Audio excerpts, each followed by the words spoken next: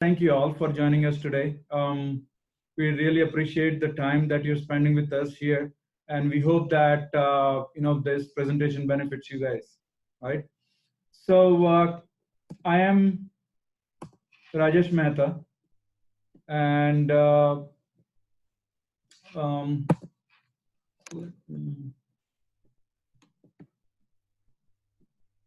let me share. Okay. So again, I'm Rajesh Mehta. I'm CEO and founder here at Proximus. Proximus is a data analytics professional services company, and we help customer by building solutions using Tableau, Salesforce, and few other data analytics technologies. Right. Today, we are going to cover one of the topic and the solution that we have been doing a lot of work lately in, right? Customer 360. With me here is Mr. Hunter Whitney. Hunter, please introduce yourself. Hi, everybody. Thanks for joining us today. It's a really interesting topic. I love this subject. So I do three interrelated things. They're all based on my passion for making data and information more accessible to a wider range of audiences. So to that, I consult UX and product design. I teach UC Berkeley Extension, Coursera, other places on data visualization. And also I wrote a book called Data Insights and write articles and book chapters about data visualization and user-centered design. Cool. Thank you, Hunter. And before we proceed, we will like to thank Carrie Dong, who's helped us put some of this presentation material together. So thank you, Carrie. And so we'll jump into the presentation. Just for the agenda, we're going to do the presentation for about 30 minutes. And at the end of the presentation, we would be opening it up for the question and answers.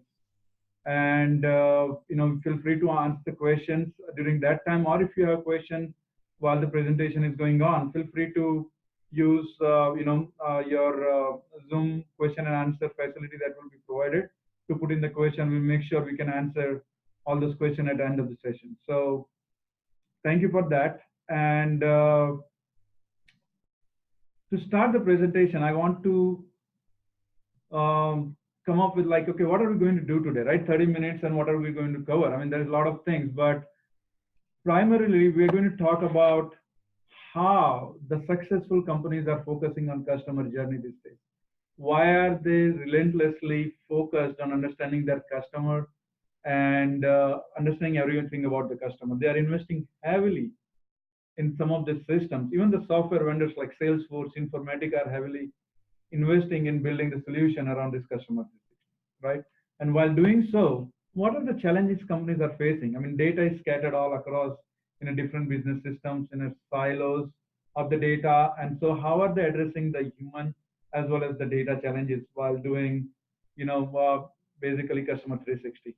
And then how we go in and help them achieve the success by building visualization that provides the actionable insights for the business to go. So that's what we're going to cover in next 30 minutes. And, we hope that you are able to get some of the answer that you're looking for, right? So Hunter, why don't you tell us, like, how are the successful companies basically focusing on this customer? What is customer 360? Let's say that, right? Why it is important? Why is it important for companies these days to understand their customer journey end to end and make connection with the customer, right? Why is that important? And if they don't do it, what happens? Great questions.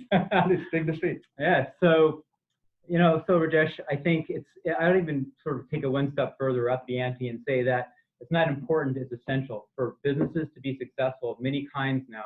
You absolutely need to have good control and understanding of your data. Otherwise, the flip side of that is your customers are getting more and more aware of their own powers, right? Yeah. And so they have access to data about other companies, competitors, and everything else. So the companies that are going to succeed and actually even just survive in the upcoming years are going to be the ones that can manage this data and understand how to work with it. Absolutely. Yep. So, Customer 360 in a sense is a lot of different things, but I would say at some level, it's really about the holistic view of the customer, right? Understanding them not in some fragmentary way, but as a complete and real individual, right? Yeah. That they are, you know, the other thing about Customer 360, which is basically transforming the way business is done internally, is you have to have departments cooperate, right? I mean, Yeah. as we both have probably seen over the years of Many consulting, times, yeah. right? You know, there's a lot of competition, a lot of siloing within the organization, which ultimately doesn't help really almost anybody. So, Yep. so Customer 360 demands that the different departments share information and share a kind of a common language for describing and understanding their customers. Absolutely. You know, we'll get into some of these things in kind of examples and everything else. Just a couple of other points. Customer 360 is really advantageous in the sense of, you know, when you release a product into the wild, right, to your customers, you often have a guess of what people want, but unless you get the actual feedback, right, and see what people are actually doing, then you don't really know how your products or features are performing. And sometimes the ones you think are not the most popular will be, and the ones that aren't. Yeah. And, you know, also I think it's really, we're talking about the customer, right? Yeah. Customers expect and demand these days rapid response times. They don't, or they're not patient. Yeah. I know that your patience, my patience has been increased with the digital revolution. Yeah. So it's also increasing response time. And I think finally, at a strategic level, you know, understanding the customer now can help you predict where they're going to go in the future. So that's another aspect of 360 is looking out ahead. Perfect. I think that makes total sense. And I like the point about, you know, one thing being important that you would think, but then when you do the analytics on that, we come across so many scenarios where you think that this metric is important, but no, it might be something else. So it's really very, very important to understand about your customers these days, end to end. Yes. Right. And can we jump on? Yeah. So it's a double-edged sword, though, right? Because like it's really powerful, but it also can bite you too if you don't handle data well. Let me show you what I mean. So data to be effective for Customer 360 really has to be put into context. Okay, and I'll describe what that means in a little bit of detail in a minute. But it's understanding the context of your customer and their experience and your product or service. And also and then that context will also show the experience. What experience are these people having? Right. Okay, so that's sort of general idea. So let me illustrate that a little bit. Okay, Rajesh, what do you see there? A circle and a square. That's correct. That's very good. Yeah. Okay, that is a true answer, but this is actually not the full answer. So if you add a little dimensionality to it, what do you see? Wow, that's a cylinder. Yes. So actually those two first images, those two shapes are actually part of a third shape. So by adding, say, a 3D view of this, you actually understand those things as not fragments or separate entities, but part or different views of one type of thing. And I make the case that the same is true for your customer. And if you understand that you're looking at a cylinder in the first place, then you understand what the circle and the square mean more. You have richer understanding, and the same is true for your customers. Okay, so that's context. And I'll add one more thing, kind of a conceptual level, and then we'll get into more details. Definitely, go ahead. And that is, there's a number of things, a number of kind of considerations for getting good context. And we'll see these in an example I'm going to talk about. Absolutely. So one is the relationships of the data, what pieces of data and how do they fit together? So like the top-down view, the side view, and then the 3D view, right? How they relate. The timing, you know, often, you know, customer journey doesn't just take place in one day or 1 week. It's an ongoing thing. So understanding the timing of when the data comes in is critical. Yeah. And also I would say the impact or relevance, right? So people generate tons of data, right? They have big data trails. Oh, But that doesn't mean that all of it's meaningful. So understanding what's the important data for your context for this journey is critically important. Absolutely. So yeah, that's my last shape-based I think analogy.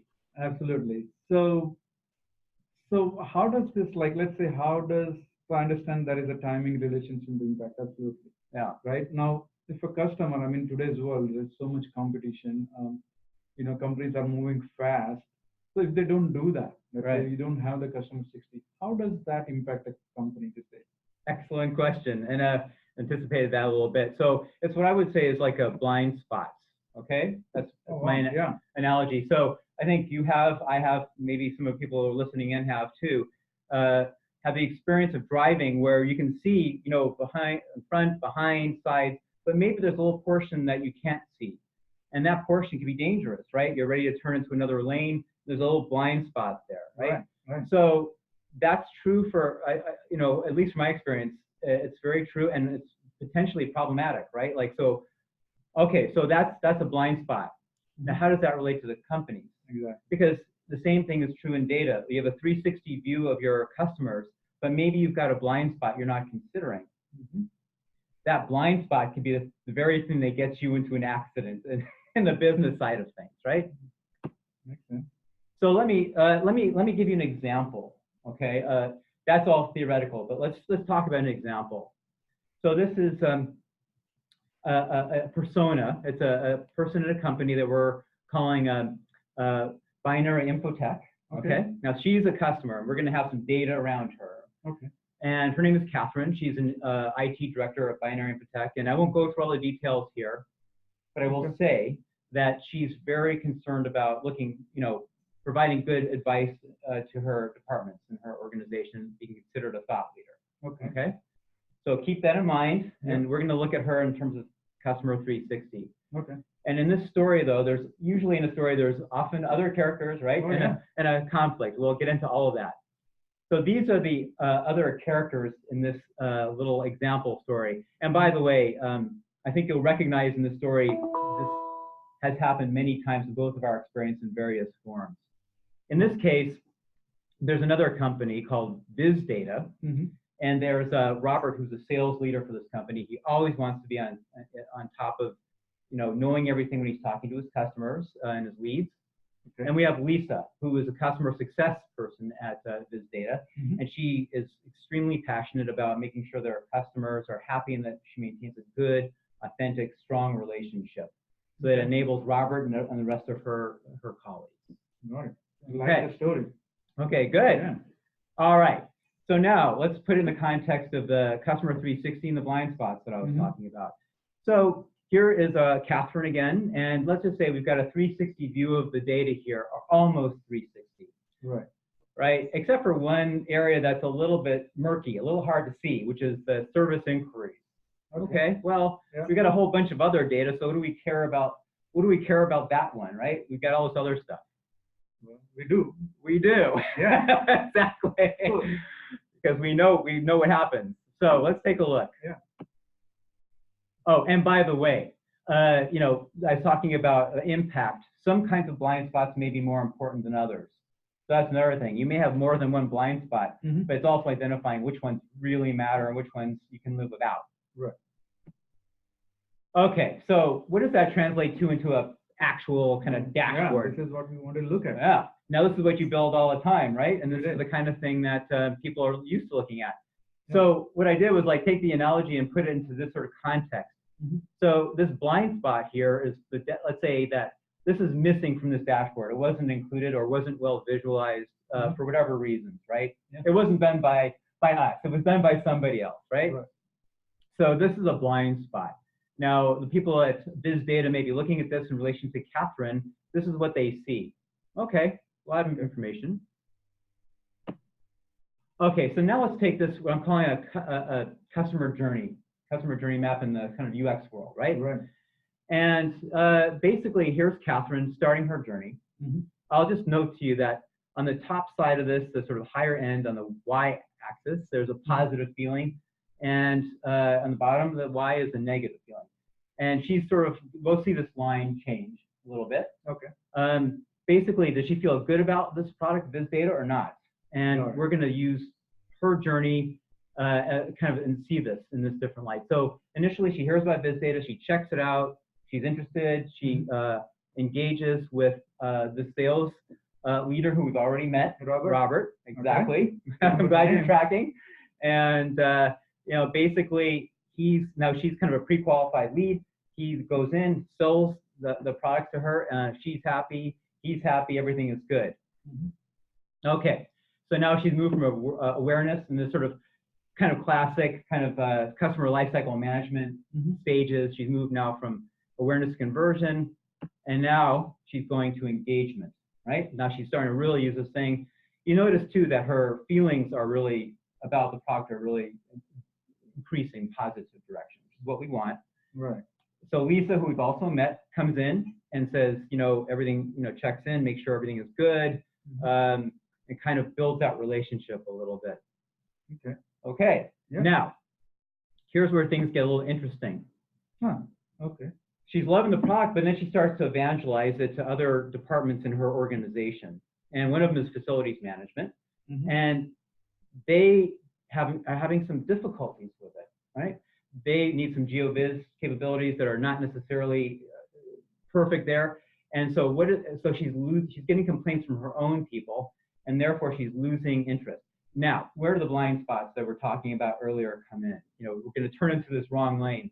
Okay. Well, the blind spot is that she's not feeling good about this. Now, if Lisa and Robert do not know that, if they don't see that she's making calls to the service desk, right, to the support line, that's a problem.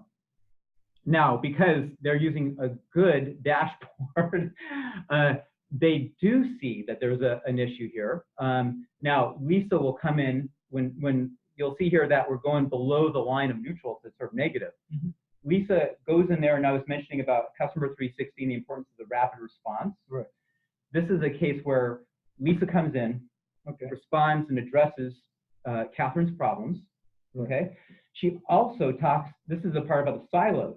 She also relates to Robert that things are not perfect yet. Yeah. Do not go in and sell yet. So what do you think would happen if we're in the low trough there with Catherine if Robert tried to sell products? So this is interesting. In my consulting gigs, I have come across so many sales leaders where they don't have this information, and many times it's a new quarter and then they're trying to make a call, and exactly that happens where they don't know what's happening on the success side or the service side, and they have fallen flat on the face saying, hey, we have this problem, stop selling to us, right? So this is a classic example, of course. Yeah. And, this journey could go any direction right here. But in this case, because the blind spot was taken care of, it was not a blind spot in the dashboard. Not only is Catherine happy with the product, but she's actually happier, if you'll notice at the end, than she was at the prior peak. Because why is that? Because she's shown, or she's understood that the company, Biz Data, is responsive to her needs and will solve her problems. So that builds confidence and trust. Sometimes the best way to build confidence is not by being perfect, but by being able to respond to any problems as they arise. That's exactly what 360 does. Right. And so at the end of the day, everyone in this scenario is better off because they have that thing. Excellent. I like this customer journey illustration. And so how does this looks into the dashboard? You just showed one with the blind spot. Yeah. So let's, I'm going to take so what I do as a process, matter of processes, so we looked at the customer journey map, which is a tool that I use frequently to sort of measure things, understand the understanding of the customer and viewpoint of the customer, but that has to be translated into a design ultimately, right? Yeah. So that, Lisa and Robert can look at and understand it. So I take that kind of journey map and then say, okay, what do I want to show here? What story do I want to tell? What's important for this customer journey? And then I translate that through different design options. Now, I'll just make one point. This is a whole other discussion in itself, but I'll say here is that it's important to have many tools in your arsenal, right? Many tools in your toolbox to make sure that if something doesn't work, that you can try something else to make sure that you cover this 360. And ultimately, again, this is what it translates to with the human kind of journey in mind and the sort of design in mind. Then you have a dashboard. There's of course a huge missing ingredient to that, which is the under the hood part. How do we make that capable? So I'd actually like to turn around a little bit to you and say, so from my perspective, it's how do you turn the customer journey into sort of visualizations that will then help people interact in a human way. Right. But there's a whole data infrastructure piece which goes into this as well. Yeah, absolutely. And I can definitely talk about that. So, let's just go back, right? We started with, why the companies are investing so much into understanding the customer. And the investment these days is in technology, right? There is great technology available to you, like cloud computing, the big data.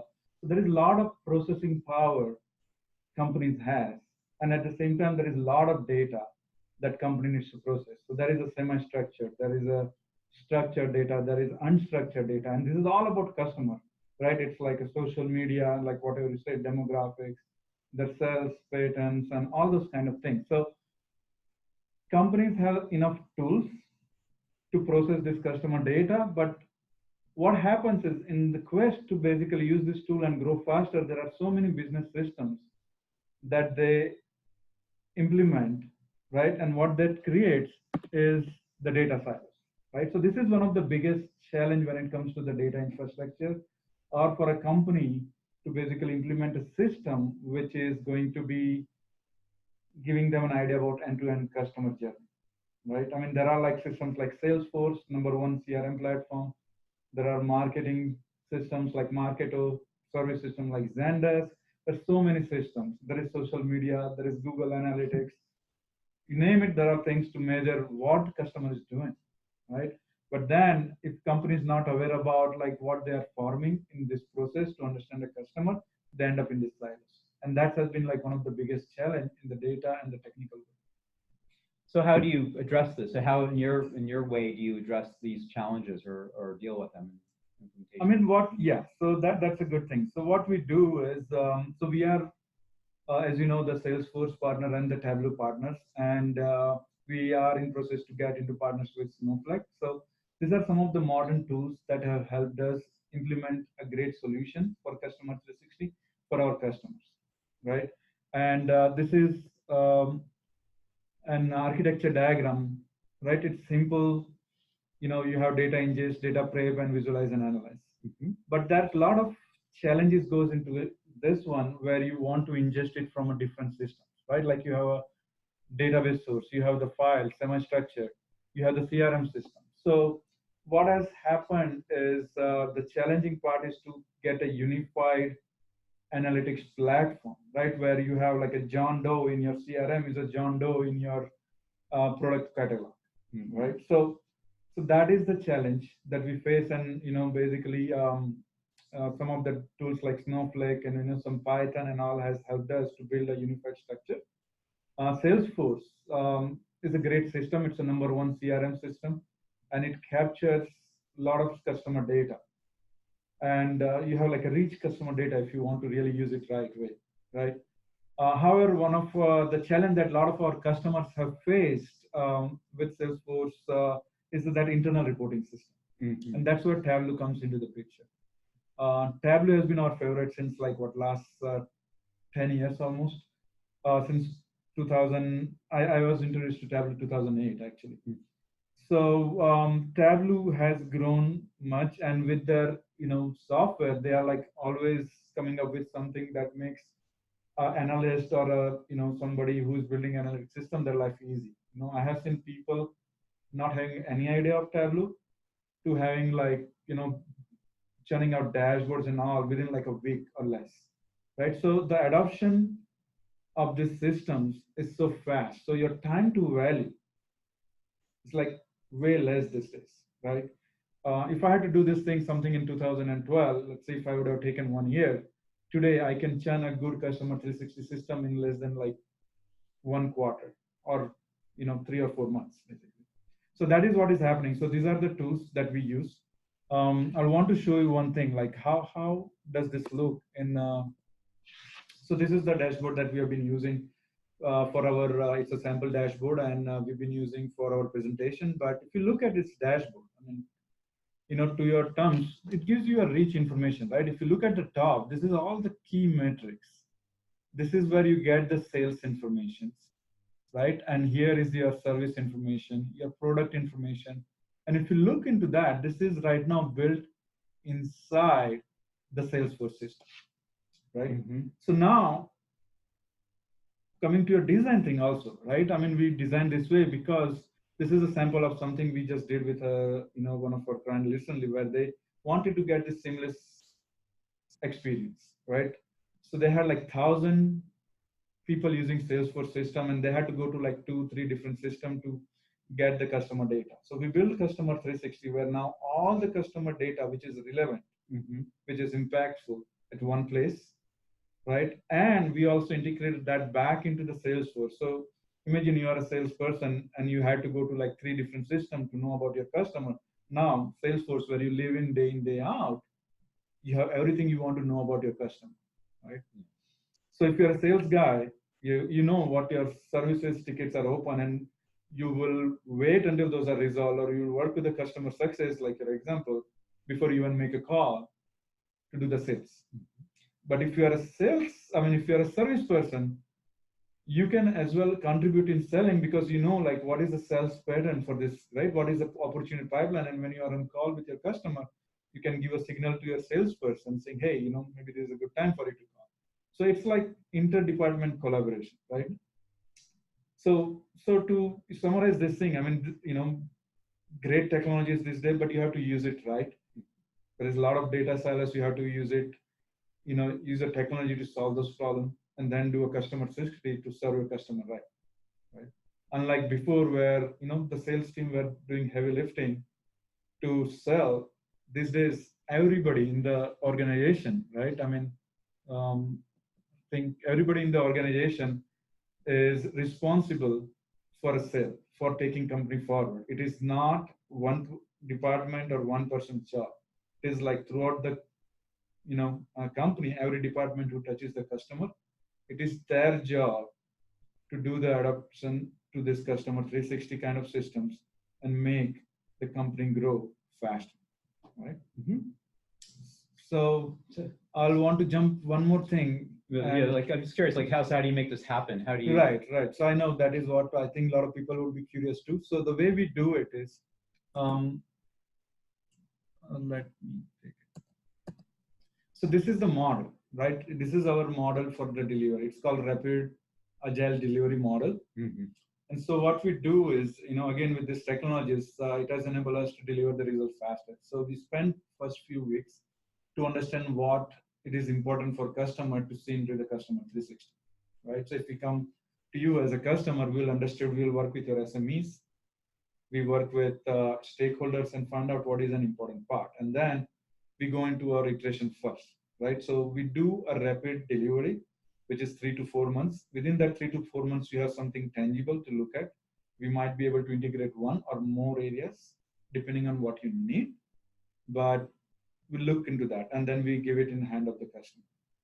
What it does is it gives the customer something that they could look at, fill it, and see if it is useful or not, and provide feedback to us, right? So it is kind of like agile within an agile. We do the sprints of 2 to 3 weeks, but first delivery happens in like 3 to 4 months, right? So that is the cycle. That is how we implement it. And it has been a successful model with a lot of our customers, right? They have, you would be amazed that, hey, what comes out of iteration 1, once you look at the things, right? You don't have to wait for like a year before you go and feel what your customer looks like, because things change so rapidly, right? So that's what it is. So overall, as I said, right, I'm going to go again in this slide that Customer 360 is something that a lot of companies are getting on that journey. A lot of companies like Salesforce or Informatica or some of the other companies are building solution around that. And it is really important these days to know your customer and build the systems that would help you and your company know where in the journey the customers are, right? What do you think? Yeah, no, I agree with everything you said. I think from my perspective, going back kind of the customer journey kind of map that we're talking about earlier, is I think data and sort of the human-centered design feel very different from each other, and they are very different, but actually I think they go together to inform each other. So if you understand sort of the human level, which ultimately is what counts, right? There are humans buying and selling products ultimately. If you understand that, that will help inform the sort of the implementation, what data is collected, what data is presented, and to whom, and also across the organization. The marketing team can talk coherently, say, to the executive team, the sales team, product team, but they're not using different KPIs, different languages, when they're talking about the same thing. So I think it's really helpful to sort of have this sort of almost like a fused mindset in a sense, or a very close collaboration, that data informs the design, and design informs the data collection and presentation. Very well said. Yeah, absolutely.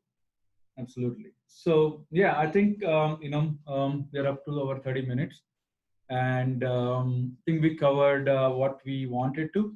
So I'm just going to reiterate what we wanted to cover, and right. So again, the first point was like why the successful companies are really focused on the customer journey, understanding the customer data, and building and investing in the system around that. Right? Why is it important? If they don't do it, the blind spots, right? And how efficiently, I mean, there are the data again scattered into different business system across the organization, how they're addressing that data. And then with the different organization having the data silos, it's a human part where, interdepartment communication coming to the same, definitions like data governance, your data security, and all those things. So how are they addressing this challenge? And how do we go in and help them achieve a success by building what we call it as a unified analytic platform, right? Wherein there are visualization, like one we showed for the Salesforce and Tableau integration. How do we provide that so that business stakeholders could, take some actionable insights on that? Yeah. Right. Awesome. Cool. So thank you. Thank you. So we're going to stop here, guys, and we're going to stop sharing, and we are going to take some of the questions that you might have. And I hope this addressed some of the questions that you might have when you join this webinar. So thank you. And one of the things I wanted to say, if we are not able to answer all the questions today, you can send an email to info@proximus.com, and we will make sure that we will answer all the questions that you have. We will also be sharing the presentation for your information. So please feel free to fire questions.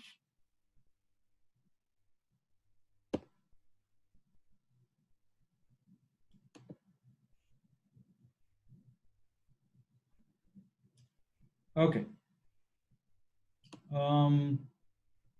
So, all right, we have a couple of questions. So, Hunter, this is for you, right? Design. So the question is like, how does design fit into all this? I mean, you mentioned a little bit about design, but why is it important to have the design aspect to the technical aspect of Customer 360?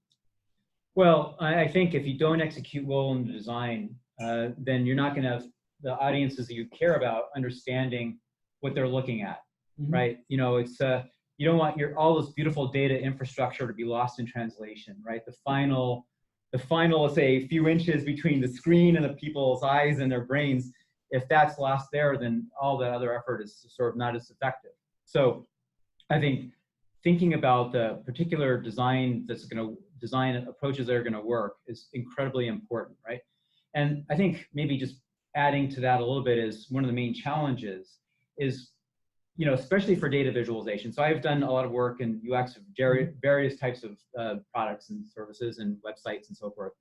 With data visualization, though, it's a little bit more interesting because you don't really know what you're going to get until the data comes in. Right. So you can have a perfect design, and then it breaks day one because the data is not performing in the way that maybe you expect. So it's thinking about the sort of, you're talking about rapid iteration, agile iteration. That's incredibly important to be able to test out and see what's going to work, and also to have other design options available. I think Tableau is really good at this because you may find that based on the data that's coming into your system, it's one type of visualization just may not work as well as another.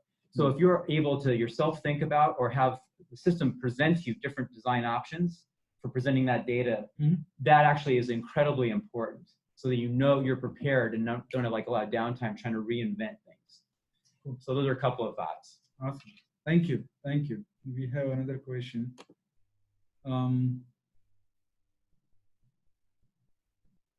With R&D for a long-term project, how do you ensure the quality of project remains constant, even if there is a churn within the team when project is in flight, right? So that's a great question.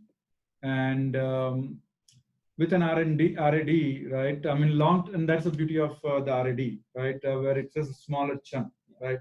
You deliver something, you take it from their development to testing to the production, and then it's a production. People are already using it, right? So even if there is a churn, people are already using it. People are already, the people who are supporting it are already aware about it, and they can support that, right? And then you move on to the next phase or next iteration, and then you do the same thing where there is like design, development, and deployment. So then that's the beauty of the agile methodology, right? Where you don't have to wait for a long time. Even if somebody, and people really work collaboratively in agile. I mean, if you guys have worked before, so if one person is leaving the company, it's not going to impact because other person already knows what's going on.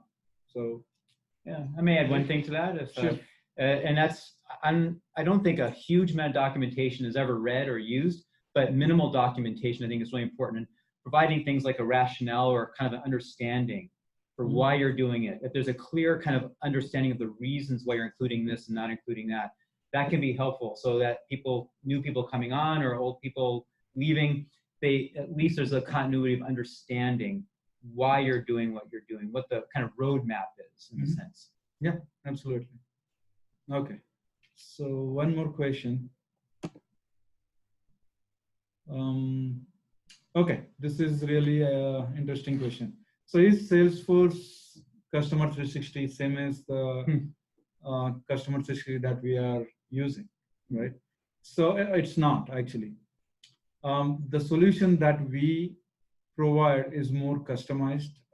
It's more versatile, right? Salesforce Customer 360 is a platform which is provided to integrate various Salesforce cloud, including Sales Cloud, Service Cloud, or their e-commerce cloud, which was Demandware earlier.